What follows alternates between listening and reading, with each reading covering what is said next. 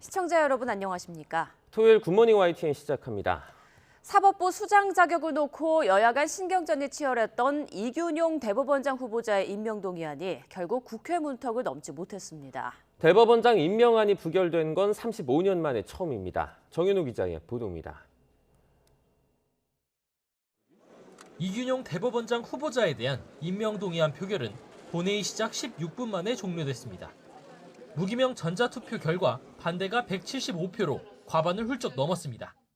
대법원장 이균용 임명 동의안은 총 투표수 295표 중 가 118표, 부 175표, 기권 2표로서 부결되었음을 선포합니다. 대법원장 인준안이 부결된 건 지난 1998년 노태우 정부 때 정기승 후보자 이후 35년 만입니다. 이 후보자가 부적격하다고 판단한 민주당이 본회의 직전 의원총회에서 부결 투표를 당론으로 정한 게 영향을 미친 것으로 분석됩니다. 항의 표시로 곧바로 본회의장을 빠져나간 국민의힘은 규탄 대회를 열었습니다. 국정을 발목 잡으려는 목적으로 반헌법적, 반국민적 책동을 저질렀다고 야당을 향해 날을 세웠습니다. 국민들께서는 국회의원 절반이 넘는 의석수를 가진 정당이 국민이 아닌 범죄 피의자 대표를 위해 하나로 똘똘 뭉쳐 정상적인 국회 운영을 가로막았던 모습들을 반드시 기억하실 것입니다. 민주당은 당연한 결론이라고 맞받았습니다. 10억 원 비상장 주식 재산신고 누락 등을 거론하면서 부적격 인사임이 명확하다며 책임을 윤석열 대통령에게 돌렸습니다. 사법부 공백이 우려된다는 정부 여당의 여론몰이에 유감을 표합니다. 자격 없는 인사를 사법부 수장에 앉히도록 하는 것은 사법불신이라는 더 큰 부작용을 불러올 것입니다. 대법원장 후보자 인준안 부결로 국정감사를 앞둔 정기국회 전국은 급격하게 얼어붙었습니다. 특히 사법부 수장 공백으로 인한 혼란에 대한 책임 공방은 당분간 계속될 것으로 보입니다. YTN 정윤우입니다. 대법원장 권한대행을 맡은 안철상 대법관은 이균용 후보자 임명 동의안이 국회에서 부결된 것과 관련해 사법부의 어려운 상황이 빨리 해소될 수 있도록 관련 기관이 협조해달라고 당부했습니다. 안 대법관은 대법원 본관 앞에서 기자들과 만나 사법부로서는 헌법과 법률이 정한 데 따라 역할과 의무를 다할 거라며 이같이 밝혔습니다. 대법원장 공백으로 후임 대법관 제청과 법관 인사에 지장이 발생할 거란 우려에 대해선 필요성, 긴급성, 상당성에 의해 결정돼야 할 문제며 상황에 따라 개별적으로 검토돼야 한다고 말했습니다. 또 대법원 전원합의체 심리와 선고가 진행되기 어려울 수 있다는 전망과 관련해선 권한대행 체제에서 이뤄진 전례도 있어 국민의 재판받을 권리에 공백이 있어서는 안 되도록 검토할 것이라고 강조했습니다. 네, 이처럼 이균용 대법원장 후보자가 35년 만에 낙마하면서 사법부 수장 공백 사태의 끝을 예단하기가 어려워졌습니다. 여야가 강대강으로 부딪히며 벌어진 일인데 다음 달 중순 임기가 끝나는 유남석 헌법재판소장 후임 인사가 지연될 가능성마저 제기됩니다. 임성우 기자입니다. 이균용 대법원장 후보자가 낙마하면서 대법원장 공석 사태는 장기화 국면에 들어갔습니다. 임명 절차를 처음부터 다시 진행해야 해서 최소 한 달 이상 공백이 불가피해 보입니다.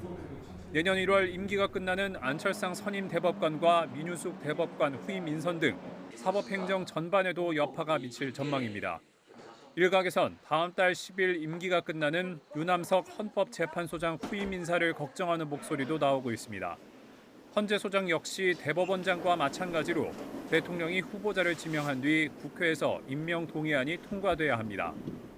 여야의 정쟁 속에 대법원장 인준안이 부결되면서 헌재 소장 후보자 지명도 고려할 사항이 많아졌다는 게 법조계 안팎의 시각입니다.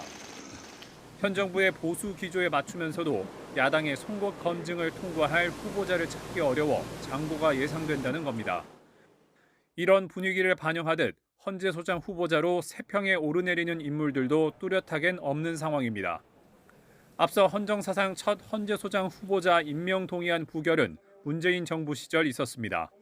2017년 1월 박한철 전 헌재 소장이 퇴임한 뒤 당시 문재인 대통령이 김희수 후보자를 지명했지만 같은 해 9월 국회에서 임명 동의안이 부결됐습니다. 헌정 질서를 정치적이고 정략적으로 악용한 가장 나쁜 선례로 기록될 것입니다. 아울러 이번 인사청문회를 통해 자격 없음이 드러난 김희수 후보자는 헌법재판관에서도 하루빨리 사퇴하는 것이 마땅합니다.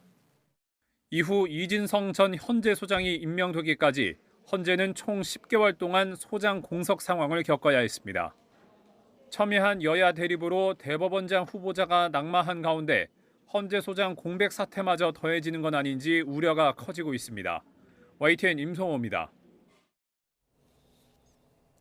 국회 본회의에선 해병대원 순직 사건의 진상을 규명하기 위한 특검 법안이 야당 의원들 주도 아래 신속 처리 안건으로 지정됐습니다.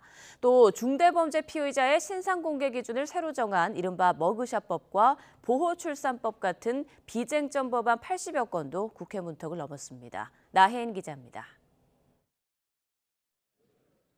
지난달 민주당 의원들이 발의한 해병대원 순직 사건 진상규명 특검법이 국회 패스트트랙에 올라탔습니다. 본회의에서 재적 의원 5분의 3을 넘는 182명이 신속 처리 안건 지정 동의안에 찬성표를 던진 겁니다. 총 투표수 183표 중 가 182표, 부 1표로서 가결되었음을 선포합니다. 국민의힘 의원들이 일방적인 안건 처리에 반발해 표결에 불참했지만 민주당과 정의당 등 야4당에다 야권 성향 무소속 의원들이 표를 더해 가결 정족수를 채웠습니다. 대장동 재판에 출석한 뒤 병원으로 돌아갔던 민주당 이재명 대표도 택시를 잡아타고 국회에 출석해 한 표를 보탰습니다. 해병대원 순직 사건 특검법은 대통령실과 국방부 등이 해병대 수사단의 수사 결과를 왜곡하고 사건을 은폐하려 했다는 의혹을 특별검사의 독립적인 수사로 규명하자는 내용이 핵심입니다.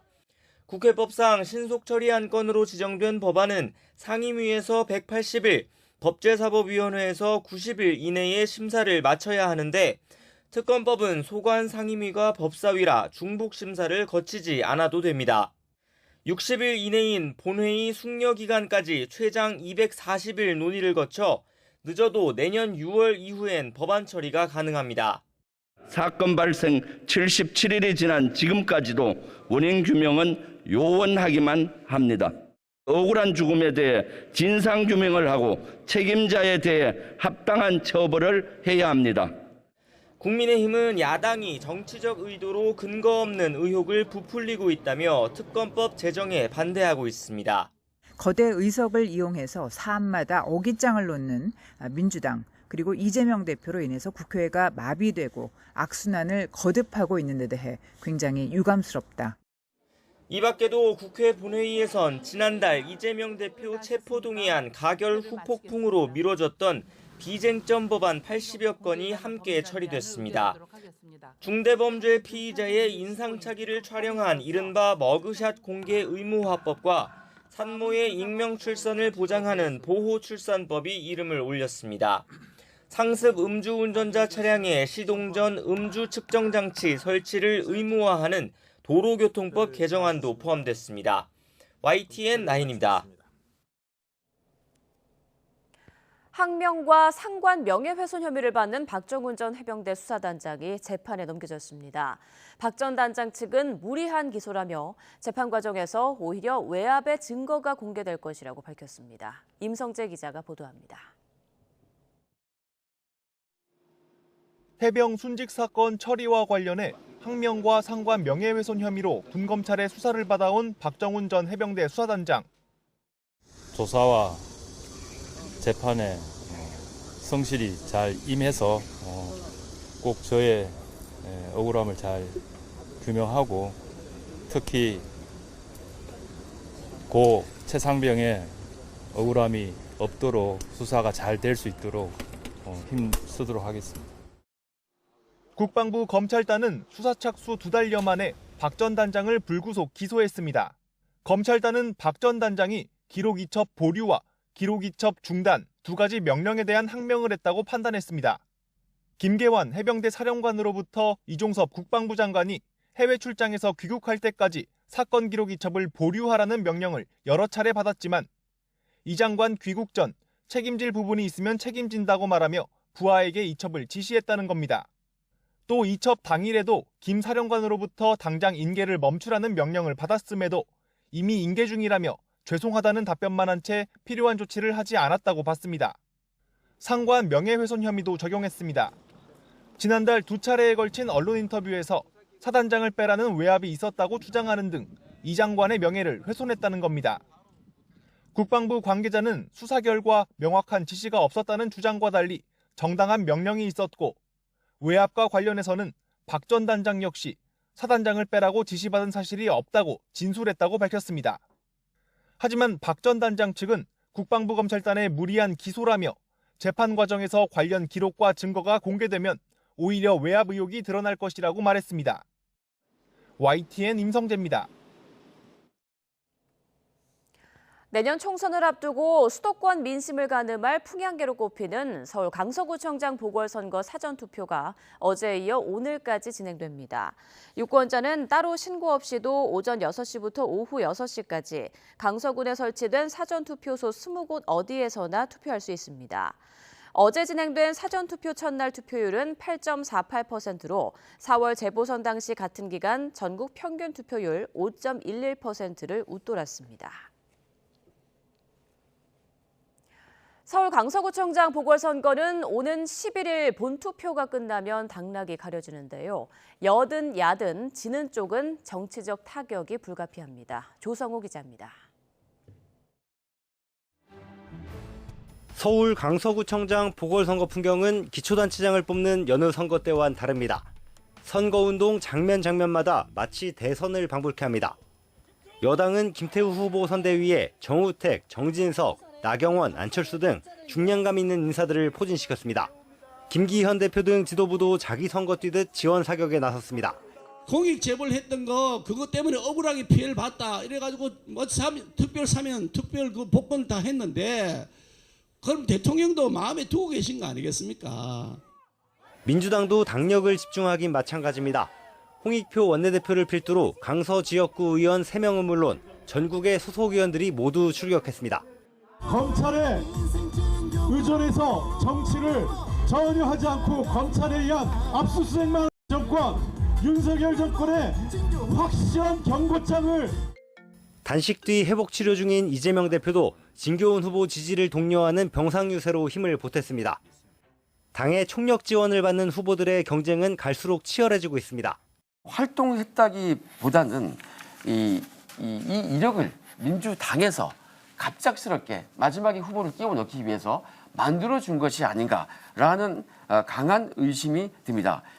2017년도에 인사청탁의 문제라든지 또는 골프 접대 이런 것들로 인해서 사실상 청와대에 근무하다가 다시 검찰로 복귀를 했고 거대 양당이 당력을 총동원하는 건 이번 보선이 내년 총선을 반년 앞두고 판도를 미리 엿볼 전초전으로 여겨지기 때문입니다. 어느 쪽이든 패배한다면 지도부는 치명적인 타격을 피하기 어려울 거란 관측이 나오는 이유입니다. 여당이 진다면 수면 아래에 있는 수도권 위기론을 더 고조시키는 결과를 낳게 됩니다. 특히 대법원 판결로 직을 잃었다가 3개월 만에 특별 사면 복권된 김태우 후보 출마를 결정한 김기현 지도부 책임론이 불거질 수 있습니다.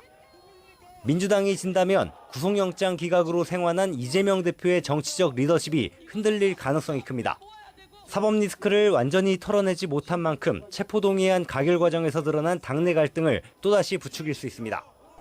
현역 의원 3명 모두 민주당 소속이지만 가장 최근인 지난해 지방선거 땐 국민의힘 후보를 선택한 강서 구민들입니다. 쉽게 예측하기 어려운 강서구청장 보선 결과에 여야 모두 촉각을 곤두세우고 있습니다. YTN 조성호입니다. 인터넷 포털 다음에서 아시안게임 응원전 댓글이 조작됐다는 의혹과 관련해 여론 조작 논란이 확산하고 있습니다. 이에 정부가 TF팀을 꾸린 데 이어 경찰도 신속하게 수사에 착수했는데요. 내년 총선을 앞두고 포털을 길들이기 위한 과잉 대응이 아니냐는 비판도 나오고 있습니다. 권준수 기자입니다.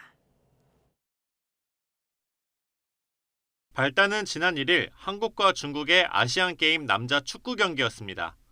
당시 포털 사이트 다음의 클릭 응원 페이지에서 중국을 응원하는 클릭 수는 2,900만이 넘었는데 한국은 고작 200만밖에 되지 않았습니다. 다음 운영사인 카카오 측은 매크로와 VPN을 이용한 해외 우회 접속 때문에 발생한 이례적 현상으로 파악했습니다. 로그인 없이 응원 횟수에도 제한이 없도록 했는데 2천만 건에 달하는 IP 클릭 중 99.8%가 일본과 네덜란드 두 개의 IP에서 나왔다는 겁니다. 사람이 할 수 있는 행동을 대신해서 반복적으로 수행할 수 있게 해주는 프로그램을 매크로 프로그램이라고 하는데요. 만드는데 어렵지 않고 인터넷상에서도 쉽게 구할 수 있습니다. 여권에선 이번 응원 조작 사건이 과거 드루킹 사례처럼 선거 여론 조작으로 이어질 가능성이 있다며 총공세에 나서고 있습니다. 그동안 드루킹 사건을 비롯해 수차례 매크로 논란이 있었음에도 우리나라 주요 포털이 불순한 여론 조작 공작에 무방비 상태에 있다는 것은 한덕수 국무총리도 방송통신위원회를 중심으로 범부처 태스크포스를 시급히 꾸리라고 지시했습니다. 가짜뉴스 방지 의무를 포함한 법적 근거를 마련하고 여론 왜곡 조작 방지 대책을 세워야 한다는 겁니다. 경찰도 카카오 측이 수사를 의뢰하기도 전부터 관련 사건을 서울경찰청에 배당하고 발빠르게 입건전 조사에 착수했습니다. 하지만 스포츠 중계를 보며 놀이처럼 즐기도록 마련된 서비스를 놓고 지나친 대응에 나선 것이 아니냐는 비판도 나옵니다. 로그인 과정을 거치는 뉴스 댓글창이나 여론을 반영하는 공론장과는 성격과 거리가 멀다는 겁니다.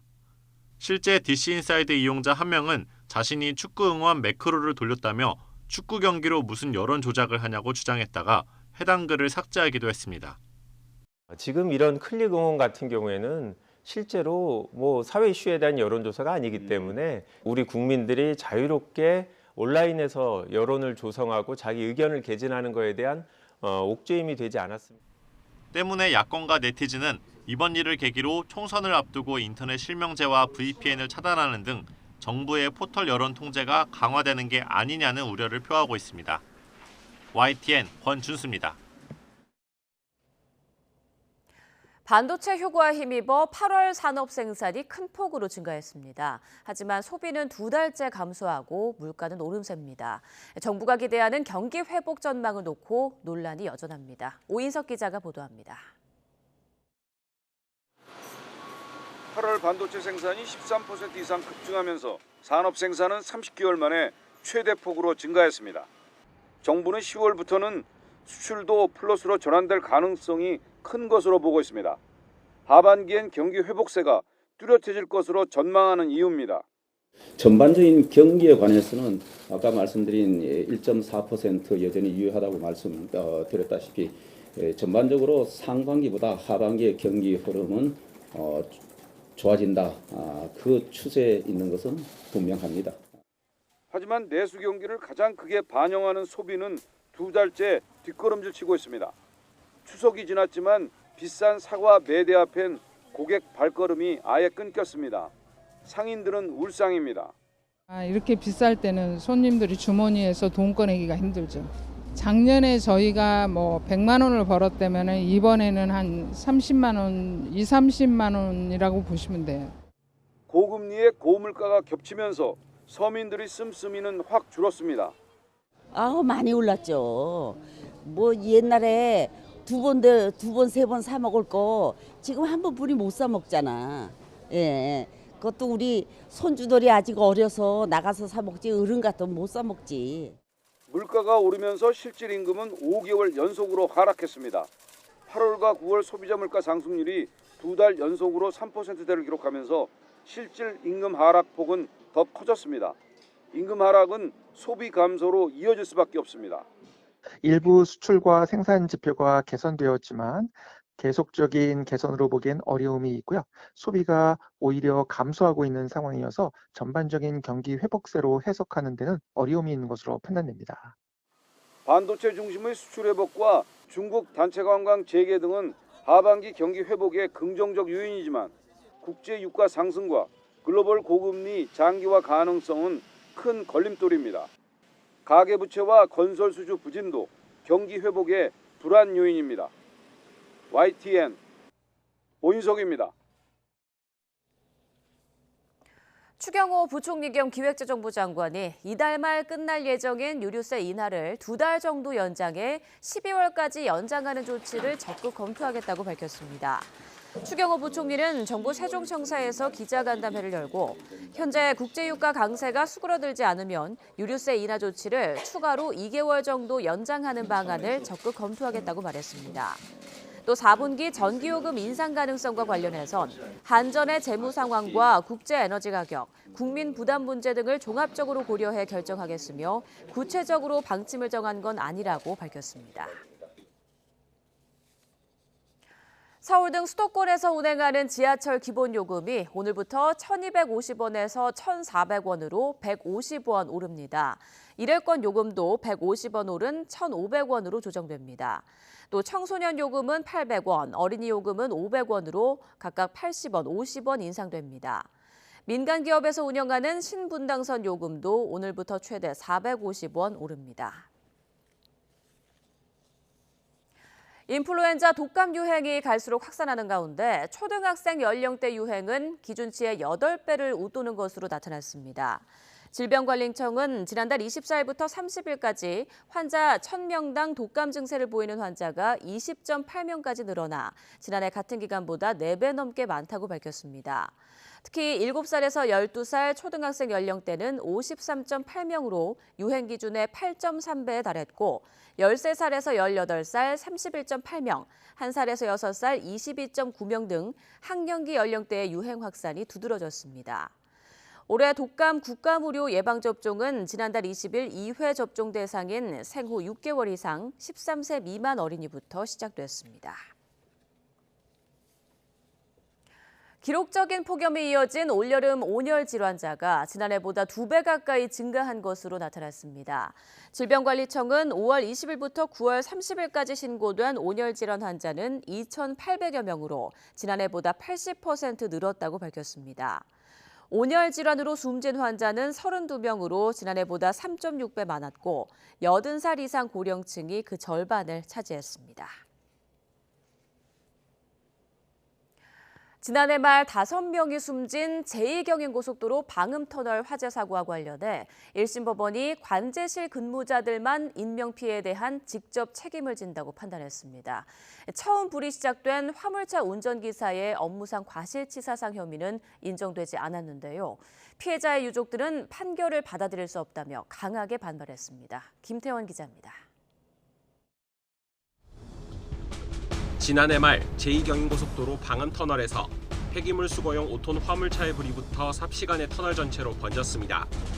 5명의 목숨을 앗아간 참사의 배경엔 여러 요인이 복합적으로 작용했습니다. 먼저 불이 처음 시작된 화물차 기사는 3년 전에도 같은 차에서 불이 났다는 걸 알면서 제대로 정비하지 않은 것으로 조사를 했습니다. 또 불이 커지자 갓길을 따라 300m를 대피했는데 길목마다 비상벨이 설치된 소화전 6개가 있었지만 아무런 조치를 하지 않았습니다. 실시간으로 상황을 살펴야 할 고속도로 관제실 직원들도 불이 난 사실을 3분 뒤에야 알아차렸습니다. 이후에도 다른 팀 업무로 착각했다거나 방법을 잘 몰랐다는 이유 등으로 유독가스를 빼내는 장치를 가동하지 않았고 비상대피 방송도 하지 않았습니다.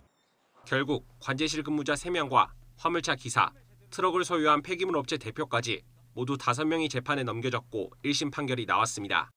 재판부는 사고를 감시하고 대처해 운전자의 생명을 지킬 의무를 소홀히 해 대형 참사를 발생시켰다며 관제실 직원들을 질타했습니다. 그러면서 책임자에게는 금고 2년의 실형을, 나머지 근무자 2명에게는 금고 1년 6개월의 집행유예 3년을 각각 선고했습니다. 하지만 화물차 기사가 불이 났을 때 적절히 조치하지 않아 사상자를 발생시켰다는 혐의는 무죄로 판단했습니다. 비상등을 켠 뒤 조수석 문을 열어 문제를 알렸고 소화기를 사용하거나 119에 전화하는 등 화재 진압에 필요한 조치를 다 했다는 겁니다.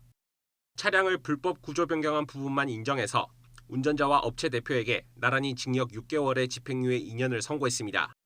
유가족들은 법원 판결을 받아들일 수 없다며 거세게 항의했습니다.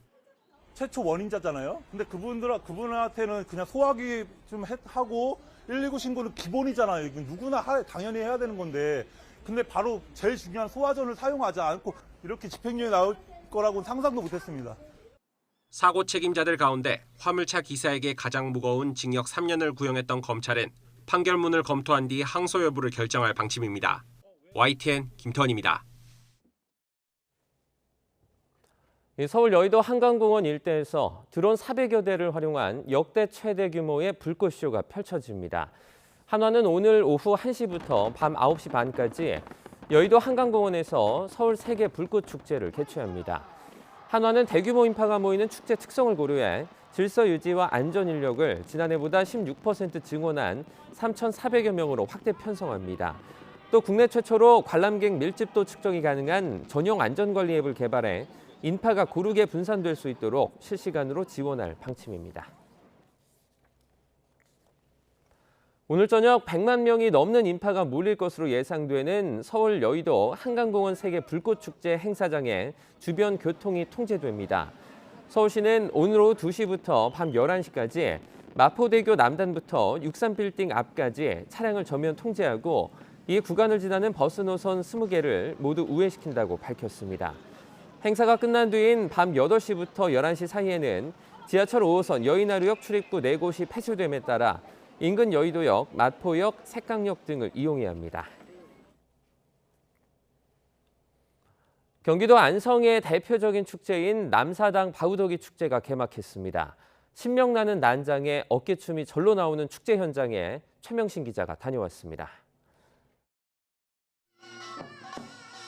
한껏 높아진 가을 하늘 속으로 가냘픈 체구의 여성이 힘차게 솟구쳐 날아오릅니다.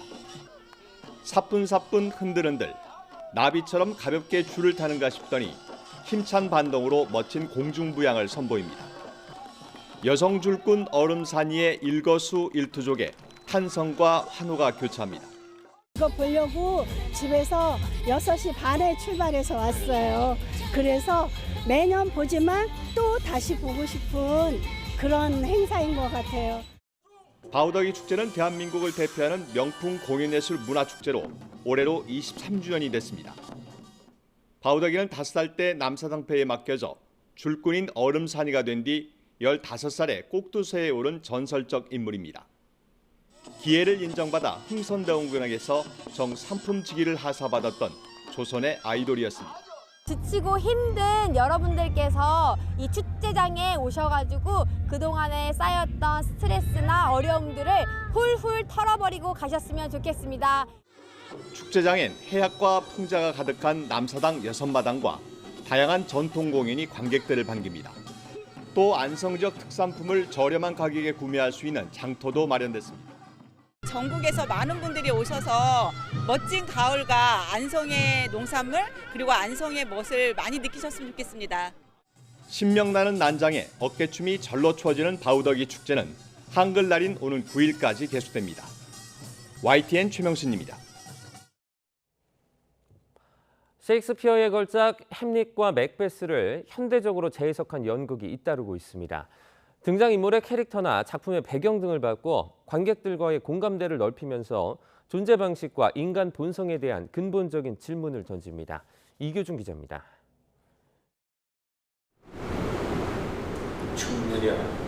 발걸음을 옮기며 독백을 이어가는 햄릿은 원작의 햄릿과 결이 다릅니다.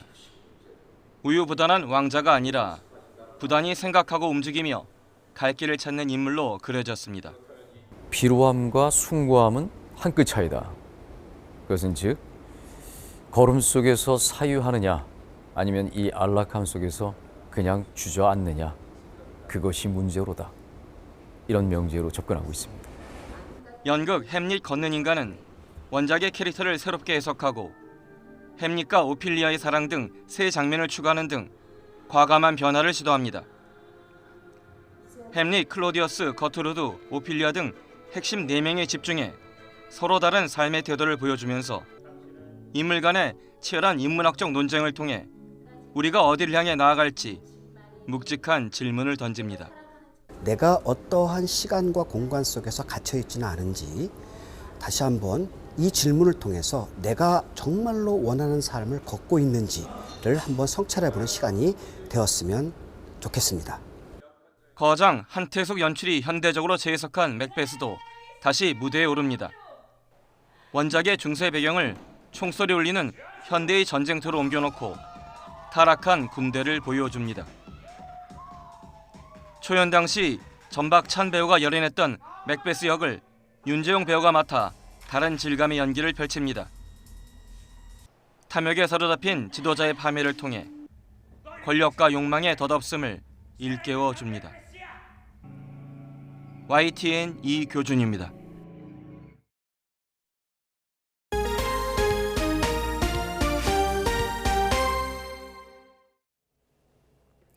이란의 여성 인권운동가 나르게스 모하마디가 올해 노벨 평화상 수상자로 선정됐습니다. 이란 정부로부터 31년의 징역형과 154대의 태형을 받았지만 지금도 감옥에서 투쟁하고 있는 불굴의 인물입니다. 신홍진 기자입니다. The Norwegian Nobel Committee has decided to award the Nobel Peace Prize for 2023 to Narges Mohammadi for her fight against the oppression of women in Iran and her fight to promote human rights and freedom for all.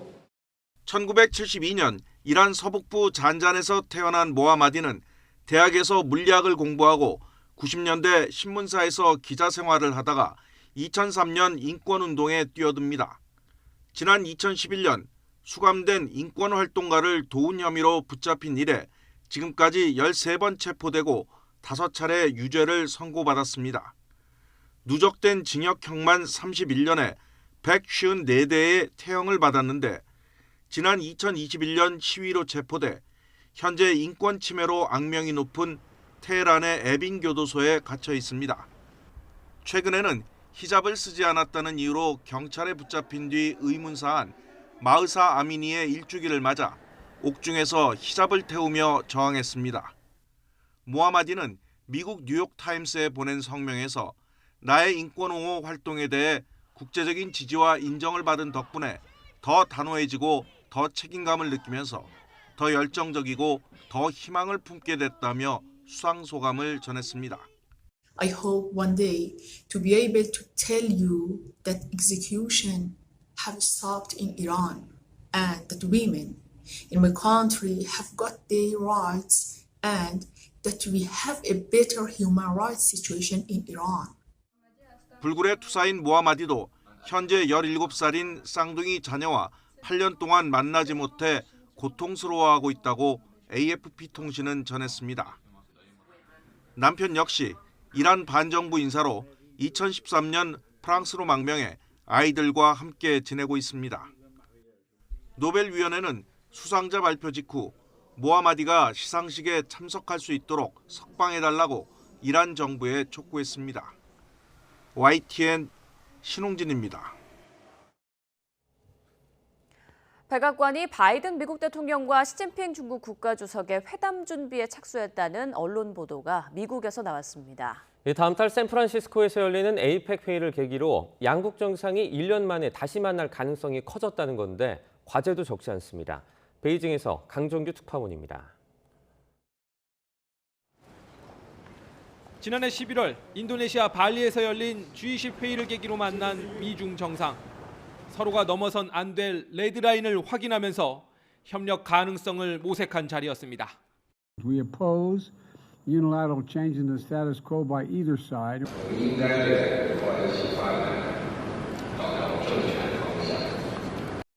그러나 정찰풍선 사태와 수출 통제 등으로 양국 관계는 오히려 더 멀어졌습니다. 이런 가운데 미국 백악관이 1년 만에 양국 정상회담 준비에 착수했다는 보도가 나왔습니다. 다음 달 샌프란시스코에서 열리는 에이펙 정상회의 때 따로 만날 가능성이 높아졌다는 겁니다. 때마침 미국 상원 의원단의 방중과 중국의 경제, 외교 사령탑의 방미설이 무르익고 있습니다. Sometime before the end of the year, it is still our expectation that Secretary Blinken will host Foreign Minister Wang Yi here in the United States. 我们从不缺席中方参与的重要的多边论坛，我们会适时的正式发布消息。 그러나 앞서 시진핑 주석은 지난달 G20 정상회의에 처음으로 불참하면서 예외를 만들었습니다. 에이펙을 주최하는 미국 입장에선 G2로 성장한 중국 정상의 불참이 뼈아픈 외교 실패가 될 수 있습니다.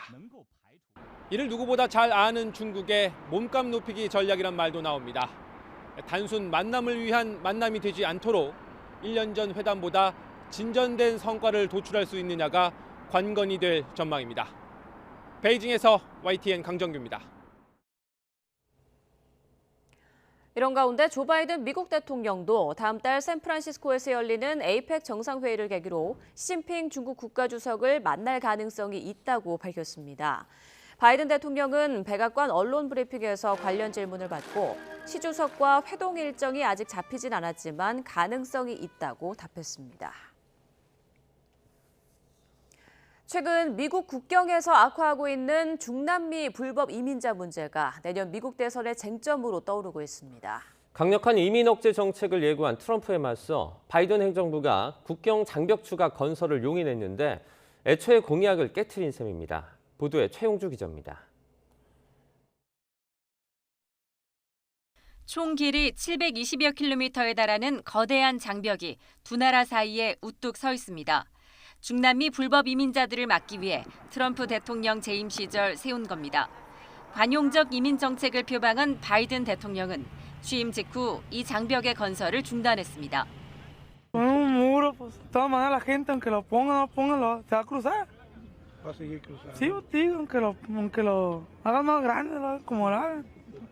실제 지난 5월 불법 이민자 즉시 추방 정책이 폐기된 뒤 불법 이민 행렬이 크게 늘고 있습니다.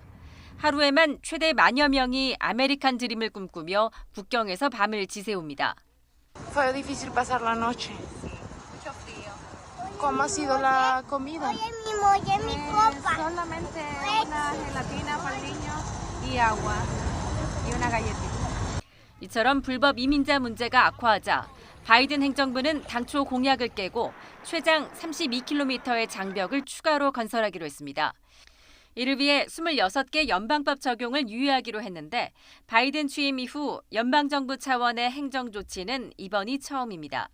바이든 대통령은 그러나 예산 명목상 어쩔 수 없다는 입장입니다. Build another foot of border wall. What changed? I tried to get them to reappropriate, to redirect that money. They didn't. They wouldn't. And in the meantime, there's nothing under the law other than they have to use the money for what it was appropriated. I can't stop that. 이는 트럼프 전 대통령이 추진한 국경 장벽을 사실상 바이든 대통령이 용인한 것으로 해석됩니다. 현재 이민 정책에 대한 지지율은 23%에 불과해 재선에 도전하는 바이든 대통령으로선 발등에 불이 떨어지자 비상 처방을 택한 셈입니다. 이에 대해 트럼프 전 대통령은 미국에 넘쳐나는 불법 이민자에 대해 바이든의 사과를 기다릴 것이라며 비꼬았습니다.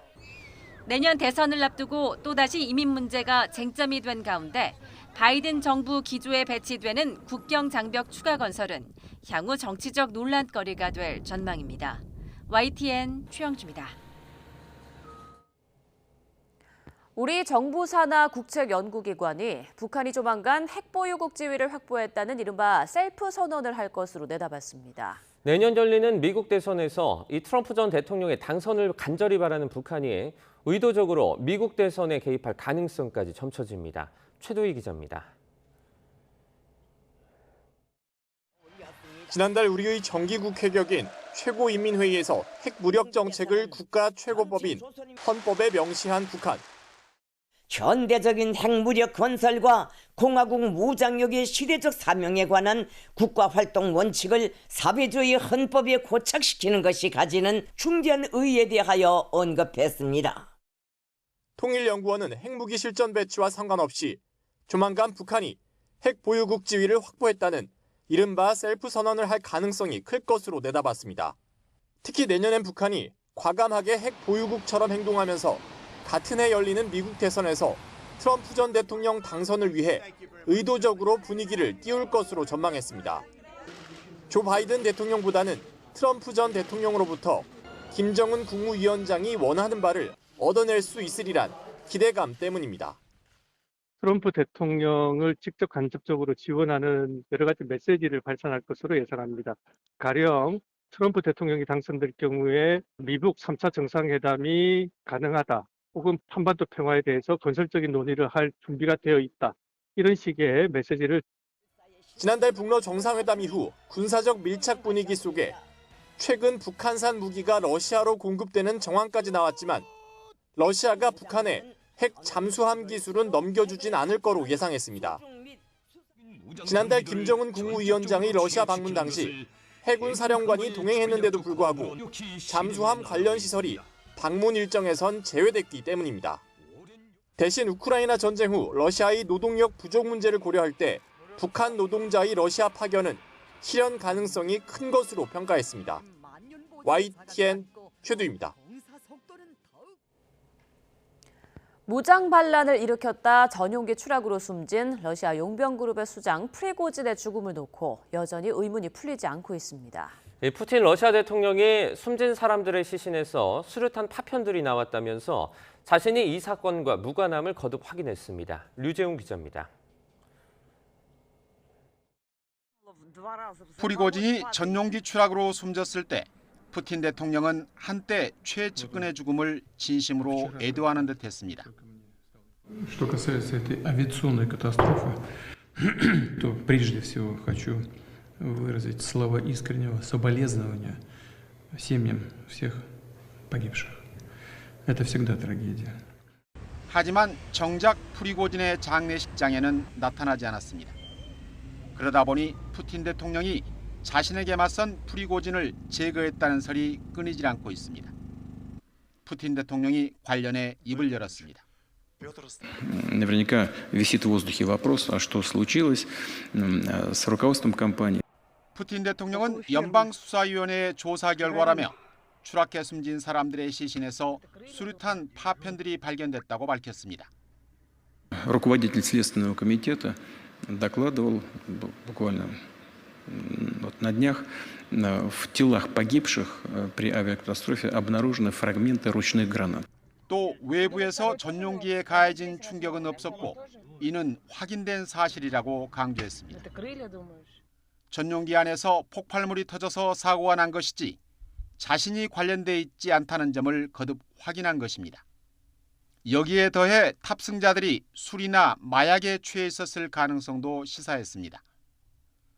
푸틴 대통령의 이번 언급은 서방이 제기하고 있는 프리고진 제거의 배후설을 조사 결과를 통해 일축하면서 프리고진 집단의 도덕성까지 타격을 가한 것으로 풀이되고 있습니다. YTN 유재웅입니다.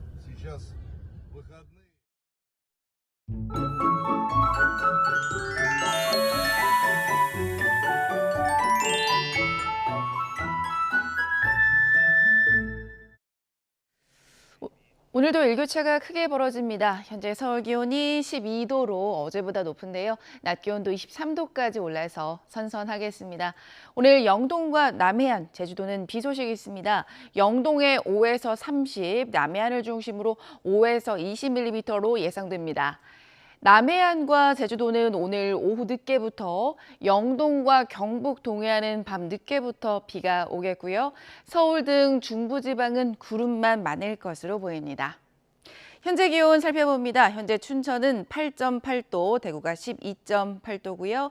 낮 기온은 서울이 23도, 대구 22도 예상됩니다. 일요일인 내일도 영동과 남해안 그리고 제주도에 비가 오겠고 한글날에는 경기와 영서에 비 예보 들어있습니다. 날씨였습니다. 네, 굿모닝 YTN 1부 마칩니다. 잠시 후 5시 50분 2부에서 뵙겠습니다.